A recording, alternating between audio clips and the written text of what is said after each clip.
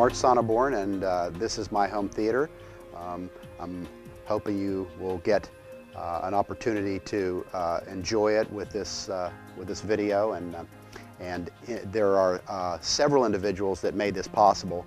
Certainly I did my best personally to be hands-on as much as I could in the design, but this is a Dennis Erskine designed room, and a local builder, Dave Norris, implemented the design here in Battle Creek, Michigan, and several other individuals made this possible by setting things up, integrating them, and calibrating them. And a lot of the equipment was designed and built by a few other people. I certainly want to thank Ken Whitcomb, who is my calibrator and individual who set a lot of the equipment up for me and made sure it was running, and programs the remote and calibrates the video display, and on several occasions, in fact, and a good friend of mine. And I'd like to thank Mark Seaton, who designed and built the mains and subwoofers, and did the audio setup and calibration in the room as well through the Lake processor that you'll see in a minute. And I would also like to thank Chris Collins, who helped in a setup of this room and helping me get some of the equipment working properly on several other occasions.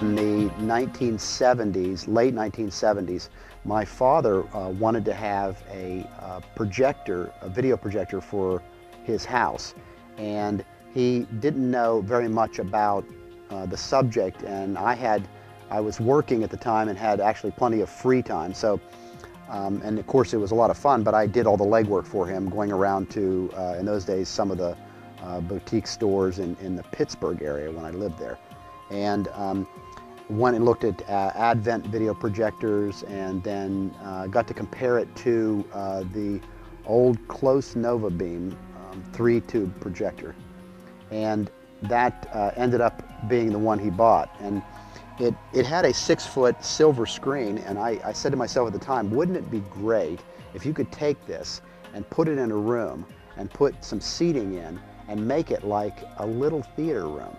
And I remember when I was in college,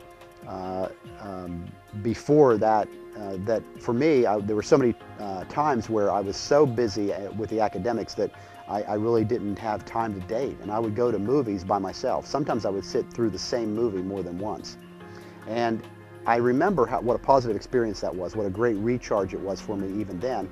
And I was, so I always thought it'd be great to be able to take that experience and put it in a home. Of course, 20 years transpired because I had no money. I was in school, and then even in my first few years of working as an orthodontist, I didn't make a very good living. And so it took a long time till that dream I was able to put that in my home. Fortunately, during that same period of time, though, the projection systems advanced tremendously. So the quality of the images and the things you could do with Laserdisc and then DVD really had advanced a lot. So the quality of the theater room that you could do and the quality of the images you could put up on the screen had improved dramatically during that period. So I finally decided I wanted to do it when I had my own home, and so one of the first things we wanted to do when we moved into this house was to give me a small private office to work at home, put in bedrooms for all the children that we had, and have a home theater. And what you see before is actually the third iteration in this same house of home theater. And I think I've reproduced very well that feeling that I had when I was in college, except in my own home and at a whim.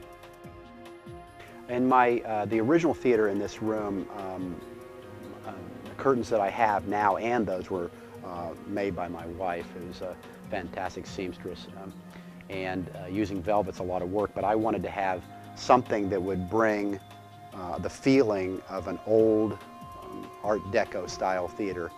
I do remember as a child a few times attending presentations in movie theaters that had curtains, and the curtains would be closed and they would open with the original logo of the film starting. And I remember seeing 2001 actually, when in I believe 1969 with my family, and they still had a theater that had curtains. But I wanted that. It gives a feel to the overall look of the room that I wanted to bring out.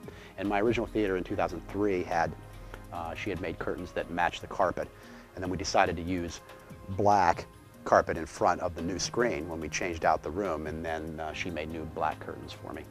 And so it adds some drama.